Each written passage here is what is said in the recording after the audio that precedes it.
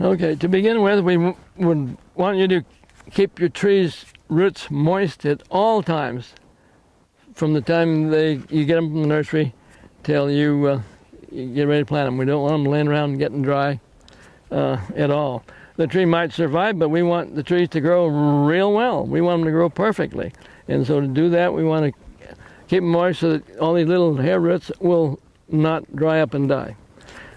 We need to dig the hole about 22 inches deep. This tree measures 22 inches from where we'd like it to be.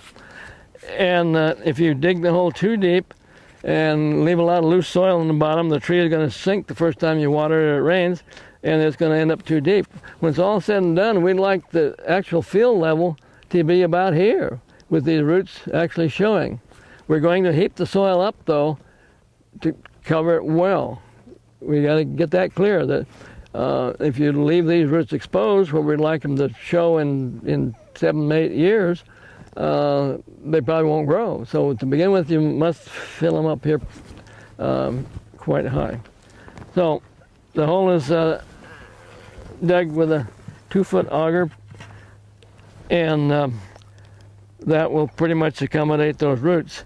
Some people believe you should go snip the end off of all the roots before you plant a tree. We don't believe that. So we've got the planting board, and you see we've added some blocks on here to get a little more elevation, and it probably not going to be high enough, but it does. So, and we rotate the tree around, and the hole is never quite in the middle of the spot it should be in. So if we got a longer root, we'll put it where the hole is a little bit bigger. Now, walnut tree will grow, but we want it to grow perfectly. You see, I'm spreading these little roots even. We don't want to plant it like it's putting a string mop in the hole and shoveling full of dirt. We want these roots to look like they were when they're growing in the nursery, if we want the tree to grow perfectly, as good as it possibly can. So, and you notice that we're firming the soil here a little bit, and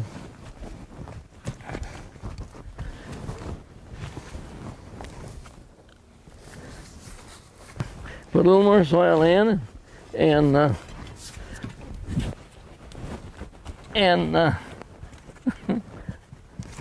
so, as I say, we firm it a little bit here, and this really, it looks kind of slow and pitiful because we're doing it slow and carefully. It can be done quickly if everybody knows what they're doing. A little dirt there, and a little dirt here, and a little firming there, not a whole lot, a little spreading, and well, now you see the tree is standing up by itself pretty well, so we can take that board away. So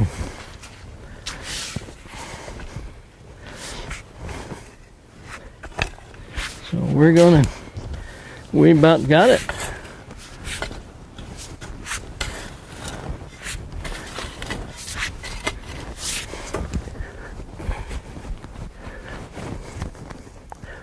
This is a paradox hybrid walnut seedling, and our plan is to whip graft it this spring. And so we, no matter how careful we are, we've probably lost 3/4 of the root system or more, and so we don't want to leave a full-length tree because the root system might not support it. So we're not on the seedlings. When we don't count buds. When you're planting nursery grafted trees, you count how many buds you've got and leave 4 or 6 or something. In paradox seedlings, there's quite a bunch of buds. But anyhow, we cut it off about there. If it were see, this is a 7/8 caliper tree. If it was a 3/4 one, we'd probably cut it a little more. And if it was a little 1/2-inch tree, we'd cut it way down. And another thing I'd like to say is that if you can't quite decide whether you should cut it here or here, we'll cut it down there. Don't move up, move down. If there's any question at all, move down. You can't cut them too short, really. Okay, so we're ready to paint.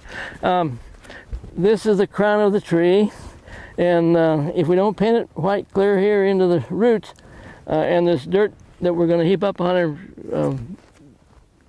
blows away, or birds scratch it away, or whatever, irrigation knocks it down, then this is exposed and it will sunburn. and that's not going to be good.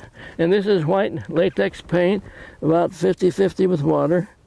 And so we get right down here in the roots. And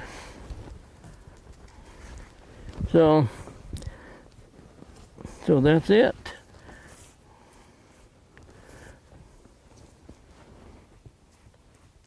So now, boy, it's a spot, huh? Okay. So that's it. And as soon as the paint dries, we'll heap the dirt up on it. So we just have to wait for the paint to dry, and then we want to heap the soil clear up to here, so that the crown is well covered. I've noticed over the years that if the crown is dry, the trees are not going to grow. If you firm the soil as you plant, the water should not run down there like it went down a gopher hole. I've seen a lot of people that when they plant trees and they put the water on, you'd think there's a gopher hole under every tree because they didn't firm the soil, and there's so much soil collapsing and all that. And I don't think that's the best way to plant trees.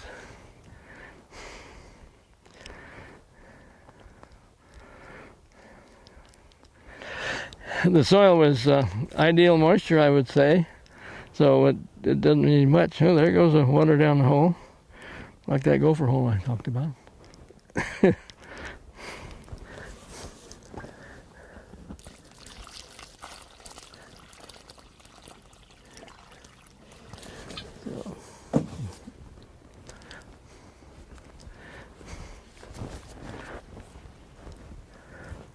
Our plan is to graft this tree in the spring, and we'll graft it along and make a little fresh cut and graft it, and hopefully it'll grow 6 or 8 feet this coming summer. Sometimes people like to let them grow a year, and then they either bud them this next fall or graft them the following spring. And so if you're going to do that, you're going to leave them another year. When they push out 4 or 5 shoots here, and they get out here 4, 5, 6 inches long, you pick out the one that is growing the straightest and strongest, and maybe the top one and maybe a lower one, and pinch the tip off of the other ones so that you get most of the growth in the one shoot. Otherwise, you're going to have a bushy, fuzzy little thing that the grafter is probably not going to like, or the budder is not going to like. They want one nice big shoot. So now, if you don't prune them to one shoot, the grafter next year still could come back and graft into this older wood, but it might be quite large and they won't like it.